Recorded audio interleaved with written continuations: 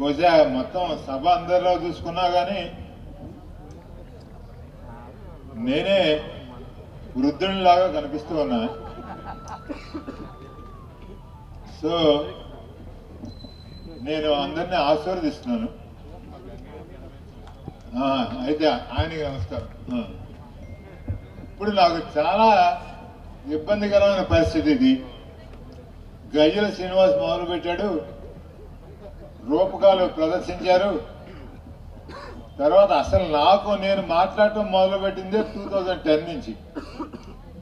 2010కు ముందు నాకు స్టేజ్ ఏర్పాటు చేయడానికి, మైక్లు ఏర్పాటు చేయడానికి మా రామకృష్ణ గారు ఆయనకి అప్పుడప్పుడు సున్నిత మనస్కులు. ఆయన నాకు చాలా మందికి ఎప్పటికి కూడా కొంతమందికి ఆశ్చర్యం, నేను కొంతమందిని ఒక టీమ్గా ఎట్లా తీసుకెళ్ళగలిగానని. మా బోస్ది ఒక ప్రత్యేకత. మా రామకృష్ణ గారు 3-5 రోజులు 4-5 రోజులు ఫోన్ ఎత్తేవాడు కాదు. అటువంటి పరిస్థితుల్లో నాకు ఇవన్నీ సర్దుకోవడమే తప్ప మైక్ పట్టుకోవడం, మాట్లాడుకోవడం, చేయటం అసలు నా డ్యూటీ కాదు, నాకు అలవాటు లేదు. ఇప్పుడు అటువంటి సందర్భంలో ఇంతమంది ఉద్దండులు, ఇంతమంది మహానుభావులు, గొప్ప గొప్ప జాతీయ అంతర్జాతీయ ఖ్యాతి చెందిన వాళ్ళందరూ మాట్లాడిన తర్వాత నన్ను మాట్లాడమంటే ఏంటి నేను మాట్లాడేది, ఏం మాట్లాడగలను, ఏం చెప్తాను? చెప్పాల్సినవన్నీ అందరూ చెప్పేశారు. ఇంకా పెద్దగా నాకేం మిగలలేదు. ఈవేళ నేను ఒక్క 2-3 విషయాలు మాట చెప్తాను. రాజశేఖర రెడ్డి గారు వారు జీవించి ఉండగా వారి పొలిటికల్ జీవితంలో, రాజకీయంలో, వారు పార్టీ రాజకీయాల్లో అసలు ఆయనకంటే కూడా నేను సీనియర్ని పార్టీలో వరకు. తర్వాత రాజకీయాల్లో ఆయన 78లో ఎమ్మెల్యే అయ్యారు. మాకు 66 నుంచి మా పరిచయం కాదు, 66 నుంచి స్నేహం. నేను మొట్టమొదట 1969లో 56 సంవత్సరాల కిందట పులివెందుల వెళ్ళటం సంభవించింది. అప్పటికి 3 ఏళ్ల ముందు నుంచి జరుగుతూ ఉంది. చాలా సభలు నేను రాజశేఖర రెడ్డి గారి అరేంజ్ చేశాను. రాజశేఖర రెడ్డి గారితో పాటు పాల్గొన్న వాళ్ళందరినీ నేను పేరున ఆహ్వానిస్తూ ఉండేవాడిని, వాళ్ళని ఇది చేసుకునేవాడిని. అంతకుముందు రఘువీరారెడ్డి గారు చెప్పారు, మేము మాట్లాడుకున్నాం, ఇటువంటి అవకాశం మనం మిస్ అవ్వకూడదు, మనం కంపల్సరీగా అటెండ్ అవ్వాలి అని చెప్పి.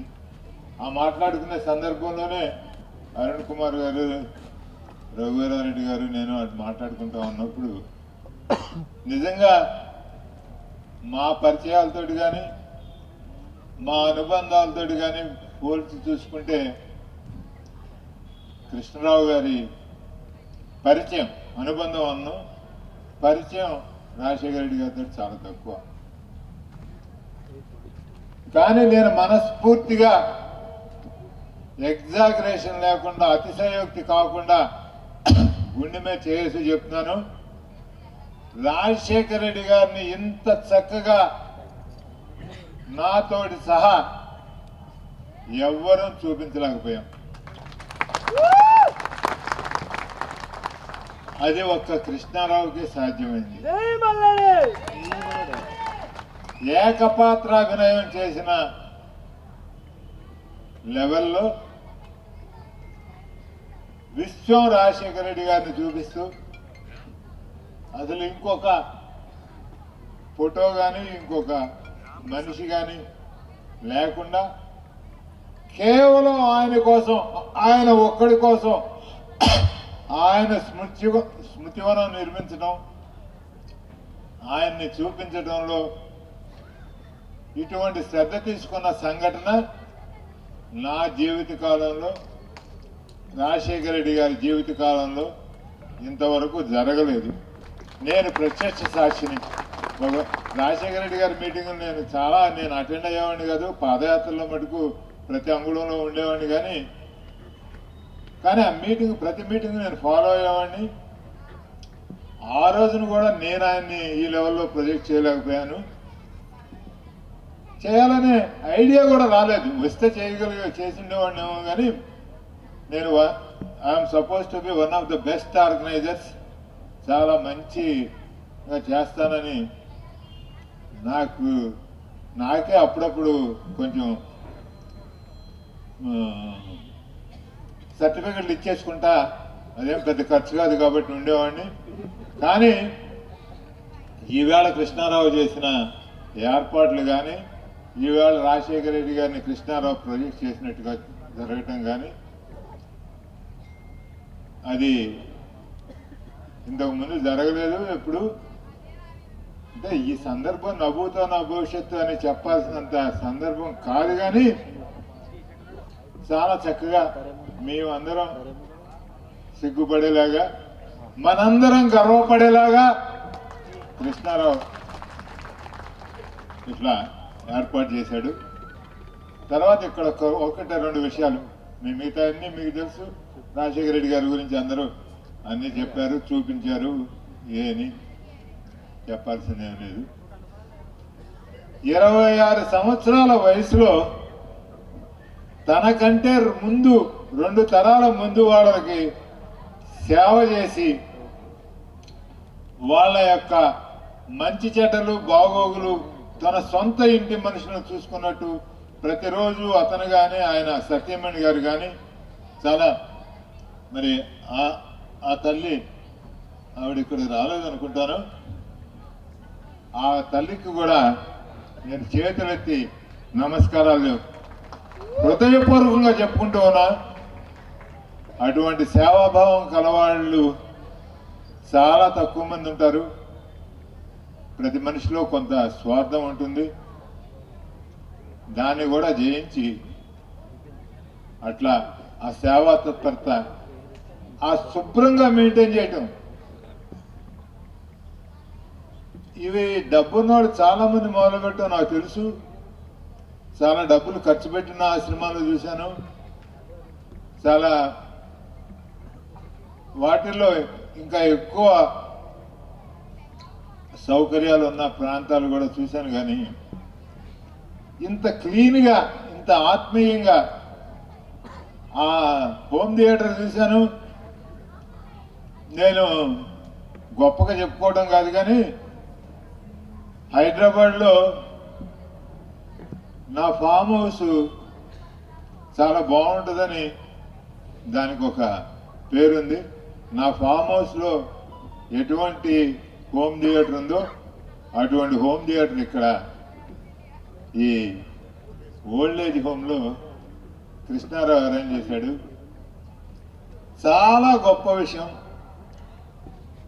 ఇటువంటి మంచి సంకల్పం కలగటం, ఇటువంటి ఇది కలగటం. ఈ సందర్భంగా మీ అందరి తరఫున నేను, కృష్ణారావుకి తెలియని విషయం కాదు, అతనికి స్వయంగా అనుభవించిన విషయం. ఆయన ఒక సామాన్యమైన వ్యక్తిగా ఉన్నప్పుడు, ఆయన ఎన్జిఓలు నడిపినప్పుడు ఆయనకి లిమిటెడ్ రీచ్ ఉండేది. ఆయన ఒక ప్రజాప్రతినిధిగా ఒక ప్రభుత్వంలో భాగస్వామ్యం అయిన తర్వాత ఆయన రీచ్ ఎంతో పెరిగింది. అట్లాగే ఒక జాతీయ పార్టీలో నేను ఆయన ఆదేశాన్ని నేనేమి మన్నించకుండా ఉండను. ఎందుకంటే సభా మర్యాద కాదు, సభాధ్యక్షుడు ఆదేశించిన తర్వాత దాన్ని మేము పాటించాల్సిందే. ఇది రాజకీయాలు మాట్లాడుకునే సందర్భం కాదు, ఇది కాదు. కానీ వారి యొక్క అనుభవంలోనే వారు ఇన్ని సాధించగలిగారంటే రాజశేఖర రెడ్డి గారితో సాన్నిహిత్యం. ఆ సాన్నిహిత్యం ఎట్లా వచ్చింది? ఆయన పబ్లిక్ లైఫ్లో ఉంటే, ఇప్పుడు అరవింద్ ఆశ్రమం ఎందుకంటే చాలా గొప్పగా ఉంటుంది, కానీ ఆ ఆశ్రమ నిర్వాహకుడికి రాజశేఖర రెడ్డి గారికి అనుబంధం ఏర్పడదు. ఇట్లా నీళ్లు రావు, ఇట్లా భూములు రావు, ప్రజల కోసం ఏమి ఇందులో ఒక్కటి కూడా కృష్ణరావు సొంతానికి అడిగింది కానీ సొంతానికి చేయించుకుంది కానీ ఒక్క ట్రాన్స్ఫర్ ఎప్పుడు అడగలేదు, లేకపోతే ఒక పెట్రోల్ బంక్ ఎప్పుడు అడగలేదు, ఇందాక స్కిట్లో చూపించినట్టు. అటువంటి అవకాశం కలగజేసింది, ప్రజాసేవ చేయడానికి అతనికి ఎక్కువ శక్తి ఇచ్చింది పొలిటికల్ ఇన్వాల్వ్మెంట్ తర్వాతే. అంతకుముందు లిమిటెడ్ రీచ్ ఉంటుంది. ఎవరికైనా సరే ఎవరో సేవ చేస్తారు, ఆ సేవలో లిమిటేషన్స్ ఉంటాయి. ఈ పబ్లిక్ లైఫ్ ఒక్కదాని ద్వారానే మనం పబ్లిక్ ఆఫీసులో భాగస్వామ్యం అయినప్పుడు మనం ఎక్కువ సేవ చేయగలుగుతాం. ప్రజల్ని ఎక్కువ, ఎన్నో ఎన్జిఓస్ ఉన్నాయి, ఎంతోమంది సేవా తత్పరత కలిగిన మనుషులు ఉంటారు, కానీ రీచ్ లిమిటెడ్గా ఉంటుంది. కృష్ణారావు గారు అవన్నీ దాటుకొని ఒక రంగం అని కాదు, అది పెద్దవారికి సేవ చేయడం కానీ, పిల్లలకి సేవ చేయడం కానీ, చిన్న పిల్లలకి 3 సంవత్సరాల కింద ఉన్న పిల్లలకి మేమంతా స్వయంగా మా కళ్ళతో చూసాం. మేము అంతకుముందు విన్నాం, ఇవన్నీ నిజమో కాదో తెలుసుకుందామని చెప్పి మేమందరం ఒక రోజు ముందు రావడం జరిగింది. వచ్చినందుకు చాలా ఆనందించాం అన్ని చూసినప్పుడు. ఇక్కడ 2 విషయాలు, ఇంకా మీకు ఎక్కువ లేకుండా జస్ట్ ఒకటే విషయం. కృష్ణారావు ఈ సభ ద్వారా ఇక్కడున్న యానం పక్క పరిసర ప్రాంతాల ప్రజలందరి తరఫున నేను మీకు విజ్ఞప్తి చేసేది ఏంటంటే, మీరు భాగస్వామ్యం అయితేనే పరిపాలనలో ఇంకా ఎక్కువ సేవ చేయగలరు. మీరు సేవ చేయాలంటే ఇంకా ఎక్కువ, ఒక మామూలు వ్యక్తి కంటే దాని ద్వారా మీరు ఇంకా ఎక్కువ సేవ చేయగలరు. మీ యానాం ప్రజలకు కానీ, యానాం ప్రాంతానికి కానీ. మళ్ళీ రాజశేఖర రెడ్డి గారు లాంటి మిత్రుడు, నాయకుడు మనకి దొరుకుతాడో లేదో అనేది సందేహాస్పదమే. కానీ మీకున్న, ఇప్పటికి మీరు పరిణతి చెందిన రాజకీయ నాయకుడిగా రూపొందారు. ఇప్పుడు మీ పరిచయాలు డిఫరెంట్ లెవెల్లో ఉన్నాయి. వాటన్నిటిని ఉపయోగించుకొని ఈ ప్రాంతాన్ని ఇంకా అభివృద్ధి చేయగలుగుతారు. ఇదేమో మీ అందరి తరఫున సభలో నన్ను ముఖ్య అతిథిని చేశారు కాబట్టి మీ అందరి తరఫున వారికి విజ్ఞప్తి. తరువాత రాజశేఖర రెడ్డి గారు ఆయన నోటితో ఆయన నన్ను అనేక సందర్భాల్లో నా ఆత్మని చెప్పారు. ఎందుకంటే నేను రాజశేఖర రెడ్డి ఆత్మని నేను చెప్పుకుంటే నాకు దానికి ఏమి విలువ ఉండదు. నాకు మహాత్మా గాంధీ గారు తెలుసు, జవహర్లాల్ నెహ్రూ గారు తెలుసు, ఇందిరాగాంధీ గారు తెలుసు, కానీ వాళ్ళకే నేను తెలియదు. దురదృష్టం ఏంటంటే